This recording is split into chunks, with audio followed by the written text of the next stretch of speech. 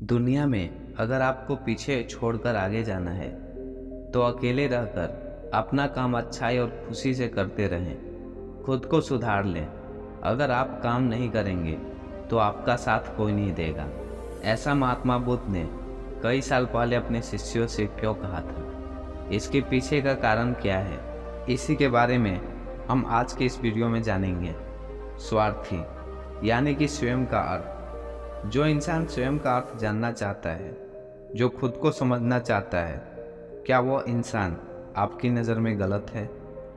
जब हम किसी को स्वार्थी कहते हैं तो उसका मतलब तो यही होता है कि वो आदमी स्वयं का अर्थ समझना चाहता है। तो फिर वो गलत कैसे हुआ? स्वार्थी शब्द दुनिया की नज़र में, समाज की नज़र में एक अलग ही नज़रिए से समझा जाता है। अक्सर हम अपने आसपास ऐसे बहुत से लोगों को देखते हैं जो स्वभाव से बहुत अच्छे प्रतीत होते हैं, यानी कि सब लोगों की मदद करते हैं, सबसे अच्छा व्यवहार रखते हैं। लेकिन इसके साथ हमने ये भी देखा होगा कि जो लोग स्वभाव के अच्छे होते हैं, दूसरों की मदद करते हैं, वो दुखी ज़्यादा रहते हैं, और जो लोग स्वार्थी होते हैं वो फलते फूलते चले जाते हैं। पता नहीं आप में से कितने लोग ये मानते हैं कि अच्छे लोग जीवन में बहुत दुखी रहते हैं, लेकिन इसके पीछे का सत्य क्या है? अगर हम इसके पीछे का सत्य नहीं जानेंगे, नहीं पहचानेंगे, तो कहीं ना कहीं हमारा अवचेतन मन भी बुराई की तरफ झुक जाएगा। इसलिए अपने मन के ऐसे विचार पनपने से पहले इस बात की पूरी सच्चाई, पूरा निष्कर्ष निकाल लें, ताकि भविष्य में आपको अपने अच्छे होने पे पश्चाताप ना हो, दुख ना हो। आज की जो बौद्ध कहानी मैं आपको सुनाने वाला हूँ, उसमें आपको 5 ऐसे तरीके पता चलेंगे जिसके माध्यम से आप अच्छे कर्म भी कर पाएंगे और दुखी भी नहीं होंगे। एक गांव में एक रामू नाम का एक लड़का रहता था। उसके 2 बच्चे थे, उसकी पत्नी थी, लेकिन उसके माता पिता इस दुनिया से चल बसे थे। इसलिए पूरे परिवार की जिम्मेवारी उसी के कंधों पर थी। बच्चे अपनी पढ़ाई करते थे और उसकी पत्नी अपने घर गृहस्थी के कामों के साथ गाय भैंस बकरी का दूध बेचकर अपना घर चलाती थी। और रामू पूरे दिन काम करता तो रात को थक कर घर वापस लौटता। लेकिन इतनी मेहनत करने के बाद भी अगर रामू को गांव का कोई भी आदमी मदद के लिए बुलाता तो रामू कभी भी मना नहीं करता। उसके जीवन का एक ही सिद्धांत था, अगर मैं दूसरों की मदद करूंगा तो परमात्मा मेरा साथ देंगे, परमात्मा मेरे साथ कुछ बुरा नहीं होने देंगे। वह इसी सिद्धांत पर चलता था। अगर कोई बाहर का आदमी उससे मदद मांगता तो अपने घर का अधूरा काम भी छोड़कर उस आदमी की मदद करने के लिए पहुंच जाता था, जिसकी वजह से उसकी पत्नी बहुत परेशान थी। वो अक्सर रामू को समझाने की कोशिश करती थी कि सबसे पहले अपने घर का और अपने परिवार को देखो। 2 बच्चे हैं हमारे, और फिर भी तुम दूसरों का काम करते रहते हो। अपने बच्चे और घर को तो संभाला नहीं जाता और लगे हैं दूसरों की मदद करने। ये सब सुनकर रामू को बहुत बुरा लगता था और दोनों में लड़ाई झगड़ा शुरू हो जाता था। अक्सर उनके लड़ाई झगड़े का यही सबसे बड़ा कारण होता था। लेकिन ना तो रामू अपनी आदत को बदल पाया और न ही उसकी पत्नी ने उसको समझाना कभी बंद किया। इसी वजह से आए दिन उनके घर में कलेश होता रहता था। गांव वाले रामू के स्वभाव को अच्छे से जानते थे और वे खुद से होने वाले काम को भी रामू से करवाते थे। गांव वाले रामू की इस शिष्टाचार का फायदा उठाते थे और सब पीछे से उसका मजाक उड़ाते थे, उसे बेवकूफ़ कहते थे। ऐसे ही समय बीत रहा था कि अचानक एक दिन रामू की पत्नी बहुत ज़्यादा बीमार पड़ गई। रामू से जो कुछ सेवा हो सकती थी उसने वो सब अपनी पत्नी के लिए किया। उसने गांव के वैद्य को बुलाकर अपनी पत्नी की जांच करवाई, लेकिन ये रोग उस वैद्य की पकड़ के बाहर था। इसलिए उस वैद्य ने कहा कि तुम अपनी पत्नी को नगर में जाकर किसी बड़े वैद्य को दिखाओ तो तुम्हारी पत्नी की जान बच सकती है। जल्द से जल्द नगर पहुंचने की व्यवस्था करो, नहीं तो तुम्हारी पत्नी के प्राण संकट में हो जाएंगे।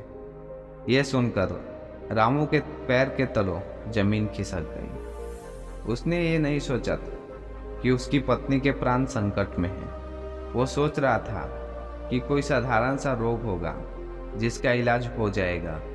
लेकिन जब उसने वैद्य की यही बात सुनी तो वो घबरा गया। अब पत्नी को नगर तक कैसे लेकर जाए, क्योंकि उसके पास इतना धन नहीं था कि वो अपने पत्नी के लिए एक घोड़ा गाड़ी करके अपनी पत्नी को नगर में ले जा सके। उसकी पत्नी की हालत बिल्कुल भी चलने की नहीं थी, इसलिए उसे नगर पहुंचने के लिए किसी घोड़ा गाड़ी की जरूरत थी। संयोग से उसके पड़ोसी श्याम के पास एक घोड़ा गाड़ी थी। वो अक्सर व्यापार के लिए अपनी घोड़ा गाड़ी नगर में लेकर आया जाया करता था। इसलिए रामू के मन में विचार आया कि मैं श्याम का घोड़ा गाड़ी ले सकता हूँ। मैं श्याम की इतनी मदद करता था, कभी उसके काम को नहीं टालता, तो वो मेरे काम को कभी मना नहीं कर सकता। और यही सोचकर वो घोड़ा गाड़ी लेने श्याम के पास पहुंच जाता है। लेकिन श्याम बहुत ही चालाक इंसान था। वो बिना किराए के अपनी घोड़ा गाड़ी अपने सगे संबंधियों के लिए भी नहीं ले जाता था, तो रामू की तो दूर की बात रही। जब रामू ने उससे घोड़ा गाड़ी के बारे में पूछा तो उसने यह कहकर उसका ये काम टाल दिया कि मेरे घोड़े बहुत ज़्यादा बीमार हैं, वो शायद बच भी मुश्किल से पाएंगे। 5 दिन से मेरे घोड़े कुछ खा भी नहीं रहे। मुझे नहीं लगता कि वो नगर तक पहुंच सकता है। लेकिन हाँ, अगर तुम धन की व्यवस्था करो तो मैं अपने दोस्त के बात करके मंगवा सकता हूँ। यह सुनकर रामू चिंतित हो गया, क्योंकि उसके पास धन तो था ही नहीं। इसका मतलब उसकी पत्नी बड़े नगर में वैद्य के पास इलाज के लिए पहुँच ही नहीं पाएगी। उलझन भरे हुए विचार लिए हुए जब रामू वापस आ रहा था तो उसने एक दिल दहलाने वाले दृश्य को देखा। उसने देखा कि श्याम के घोड़े, जो श्याम के अनुसार बीमार थे और कुछ खा भी नहीं रहे थे, वही घोड़े गांव का ही एक युवक उसकी बाड़ से खोलकर बाहर ला रहा था और गाड़ी को उसको जोत रहा था। ये देखकर पहले तो रामू को कुछ समझ में नहीं आया। ये देखकर रामू ने उस युवक से पूछा तो युवक ने बताया कि श्याम ने उसे ये घोड़ा गाड़ी किराए पर दी है। ये सुनकर रामू का दिल टूट गया। उसने कभी सपने में भी नहीं सोचा था कि उसका सबसे अच्छा मित्र श्याम उसके साथ ऐसा कर सकता है। हालांकि ये इस बात पर दुखी होने का वक्त नहीं था, इसीलिए रामू वहाँ से जल्दी से लौट जाता है और गांव के ही एक सेठ के पास जाकर कुछ धन उधार लेकर श्याम को देता है।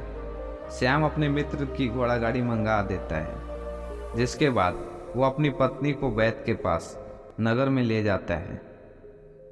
जब तक उसकी पत्नी का इलाज चल रहा था तो रामू यही सोच रहा था कि एक वो दिन था जब श्याम की बेटी बीमार हो गई थी और श्याम यहाँ पर नहीं था, तो मैं पूरी रात वैद्य जी के पास बैठा रहा और उसकी देखभाल करता रहा, उसकी सेवा की। जितने दिन तक श्याम नहीं आया तो मैं ही उसके परिवार की देखरेख किया करता था। जिसके लिए मैंने इतना कुछ किया, उसने मुझे एक घोड़ा गाड़ी देने से मना कर दिया, और वो भी जब मेरी पत्नी जिंदगी और मौत से खेल रही थी। कुछ देर के बाद वैद्य बाहर आकर रामू को एक बुरी खबर देता है। वो रामू को बताता है कि उसकी पत्नी को कर्क रोग हो चुका है और इसका कोई इलाज नहीं, उसके पास कुछ ही समय शेष बचा है। ये सुनकर रामू दुखी होकर वहीं जमीन पर बैठ गया। उसकी पूरी दुनिया उजड़ने वाली थी और उसे कोई रास्ता नजर नहीं आ रहा था। कुछ समय बाद उसकी पत्नी चल बसी। अब दोनों बच्चों की जिम्मेवारी उसके कंधों पर आ गई थी। लेकिन यहाँ पर रामू के सारे सिद्धांत टूट चुके थे, उसके सारे भ्रम खत्म हो चुके थे। अब उसके दिमाग में एक ही बात चल रही थी कि अच्छा कर्म करके परमात्मा साथ नहीं देता, बल्कि जो बुरे लोग हैं वो लोग फलते फूलते हैं, और इस बात का मैं सबसे बड़ा गवाह हूँ। ये विचार अक्सर उसके दिमाग में चलते रहते थे। और इसी वजह से उसका मन धीरे धीरे सनस्त हो गया, देश दुनिया से दूर हो गया। और एक दिन ऐसा ही हुआ, वो अपने बच्चों को रिश्तेदारों के यहाँ छोड़कर देश दुनिया को त्याग कर एक सन्यासी बनने के लिए निकल पड़ा। उसने गांव में किसी को कुछ नहीं बताया, किसी को कुछ पता नहीं था कि रामू अचानक कहाँ गायब हो गया। सन्यास की दीक्षा लेने के लिए वह एक बौद्ध भिक्षु के पास पहुंचता है। बौद्ध भिक्षु उस समय ध्यान में बैठे थे। ध्यान से बाहर आने के बाद वो बड़े ध्यान से रामू के चेहरे को देखते हैं और उससे सन्यासी बनने का कारण पूछते हैं। इस पर रामू उन्हें पूरी आप बीती सुना देता है और कहता है कि हे महात्मा, इस दुनिया में मुझे कुछ भी हासिल नहीं हुआ। मेरा मन इस दुनिया से विरक्त हो चुका है। जब अपने दोस्त ने ही मेरा साथ नहीं दिया तो इस दुनिया से क्या मतलब। यह सुनने के बाद बौद्ध भिक्षु ने उपदेश देना शुरू किया। उन्होंने कहा कि याद रखना, जीवन से विरक्त होकर सन्यासी बनना तुम्हें परम सुख तक नहीं पहुंचा सकता है, परमात्मा तक कभी नहीं पहुंचा सकता। तुम दुनिया से अपने मन से एक बोझ लेकर विरक्त हुए हो। तुम दुनिया से परमात्मा की खोज करने के लिए विरक्त नहीं हुए हो। इस भ्रम में कभी मत रहना। तुम संसार से विरक्त हुए हो क्योंकि संसार ने तुम्हें धोखा दिया है, ऐसा तुम्हें लगता है। इसलिए तुम परमात्मा पे कभी विश्वास नहीं कर पाओगे और ना ही उन पर अपनी पूर्ण आस्था बना पाओगे। इसलिए सन्यासी होने का भी तुम पर पूरा लाभ नहीं उठा पाओगे। सन्यासी होने का लाभ तब मिलता है जब हमारी प्रभु में, परमेश्वर में, परमात्मा में पूर्ण आस्था बनी जाती है। मैं तुमसे पूछता हूँ, क्या तुम्हारी आस्था परमात्मा में है? यह सुनकर रामू कहता है कि हे महात्मा, मैं तो पूरी दुनिया देखकर आया हूँ कि जो बुरे कर्म करता है वो फलता फूलता है और जो अच्छा काम करता है उसे कुछ भी नहीं देता। पूर्णात्मा उसे दुख देता है। इसलिए मैं परमात्मा पर अपनी पूर्ण आस्था कैसे बना सकता हूँ? यह सुनकर उस बौद्ध भिक्षु ने कहा कि यही तो मैं तुम्हें समझाना चाहता हूँ कि तुम अपनी पूरी ऊर्जा सन्यासी जीवन में लगाओ और उसका फल तुम्हें ना प्राप्त हो तो कैसा लगेगा। मैं तुम्हें 5 बातें बताता हूँ, उसके बाद तुम सांसारिक जीवन में जाओ और जीवन जियो। उसके बाद ही सन्यासी जीवन का उदय होता है। जब हम अपने ग्रस्त जीवन को पूर्ण रूप से समझ लेते हैं और अपनी जिम्मेवारी का निर्वाह कर देते हैं। यह कहकर बौद्ध भिक्षु ने कहना शुरू किया कि जब भी तुम किसी की सहायता करते हो, किसी की मदद करते हो, तो उसमें सबसे पहली बात, सबसे पहला सिद्धांत जो ध्यान में रखने को होता है वो किसी की मदद करते वक्त, किसी की सहायता करते वक्त कभी किसी से उम्मीद मत रखो। ये मत सोचना कि आज मैंने इसकी सहायता कर दी तो कल बदले में यह भी मेरी सहायता करेगा, मेरी मदद करेगा। अगर तुम ऐसा सोचोगे तो तुम्हें जीवन में दुखों का सामना करना ही पड़ेगा, क्योंकि एक नहीं तो दूसरा, दूसरा नहीं तो तीसरा, कोई ना कोई तुम्हारी उम्मीद जरूर तोड़ेगा।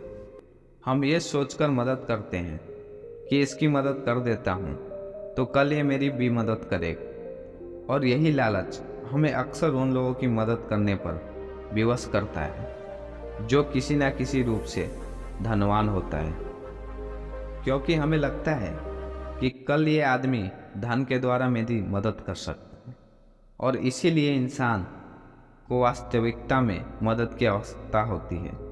हो सकता है वो गरीब हो, लेकिन हमारा मन अपने लालच के वशीभूत होकर उसकी मदद नहीं करेगा। इसीलिए किसी की मदद और किसी की सहायता करने के विस्तार को छोड़ दो। केवल एक प्रकार के वर्ग के लिए अपनी सहायता या अपनी मदद पेश मत करना।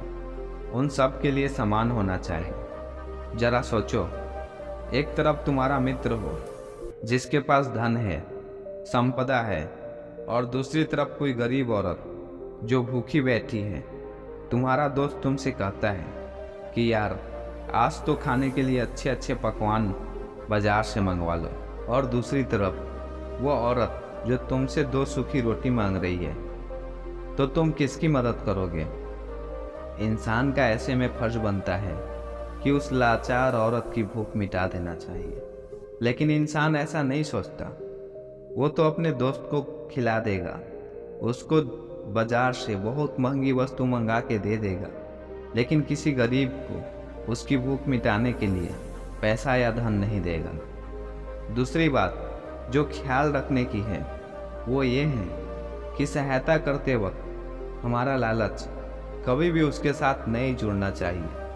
अक्सर जब हम किसी की मदद करते हैं तो हमारा लालच और हमारा स्वार्थ उसके साथ जुड़ा होता है, और हम अपनी भविष्य की योजना तैयार करके उस आदमी की मदद करते हैं। हम ये सोचते हैं कि अगर मैं इसका ये काम करूँगा तो भविष्य में ये आदमी मेरा तो काम करेगा ही, और वो सहायता, वो मदद बिल्कुल भी परमात्मा के द्वार को नहीं खटखटाती है, क्योंकि वो लालच है। आप अपने आप को धोखा देने के लिए अपने लालच को एक सहायता और एक लालच का रूप दे रहे हैं। तीसरी बात जो ख्याल रखने की है वह यह है कि अपने सामर्थ्य के हिसाब से दूसरों की मदद करो। सबसे पहला फर्ज हमारा होता है कि अपने परिवार को सुखी रखना, उनकी ज़रूरतें पूरी करना, और उसके बाद दूसरों की मदद करना आता है। लेकिन कुछ लोग दूसरों की मदद पहले करते हैं और अपने परिवार को कम मदद करते हैं। जिससे निभानी होती है, हम अपना कर्म, अपना काम छोड़कर पहले दूसरों की मदद करने के लिए चले जाते हैं, और जब दूसरे बदले में हमारी मदद नहीं करता तो हमारा दिल दुख जाता है। हम सोचते हैं कि मैंने तो अपना सारा काम छोड़कर उस आदमी की मदद की थी और वो आदमी मेरी मदद नहीं कर रहा है, इसलिए अपना कर्म सर्वोपरि है, अपना कर्म सबसे ऊपर, क्योंकि वही काम करने के लिए इस दुनिया में हमारा जन्म हुआ है। और सबसे आखिरी में जो बात समझने की है वो यह है कि परमात्मा की मर्जी से ही सब काम होता है। हमारा कर्तव्य है अपने कर्म को करते जाना। करनी धरनी तो ऊपर वाले के हाथ में है, इसलिए जो कुछ भी होता है सब ऊपर वाले पे छोड़ दो। अगर कोई तुम्हें धोखा भी देता है तो यह समझ के चलो कि वो सब ऊपर वाले की करनी है। मैं तो एक माध्यम, करने वाला तो वही है। उसके सामने किसी की मर्जी ना चली है और ना आज तक चलेगी, क्योंकि इस दुनिया में जो भी होता है अच्छे के लिए ही होता है। इसलिए सारी शिकायतें दूर कर दो और अपना कर्म करते जाओ। अपने ग्रस्त जीवन को पूर्ण रूप से जियो, और उसके बाद ही संन्यास जीवन की नींव आती है। इसके बाद बौद्ध भिक्षु ने रामू से कहा कि रामू, तुम गांव को लौट जाओ, अपने बच्चे को वापस लेकर आओ, उन्हें पालो पोसो, और तुम दूसरी शादी कर लो, लेकिन बच्चों का पालन पोषण अच्छे तरीके से करो। यह सुनकर रामू अपने बच्चे के साथ गांव में आ जाता है। इस कहानी से हमें यह सीख मिलती है कि दूसरों के पीछे भागने से अच्छा है अकेले रहकर अपने आप को सुधारो, और अपनों का काम बड़े ही खुशी से करो, और शांत रहकर अपने दिमाग की मन स्थिति को सुधारो।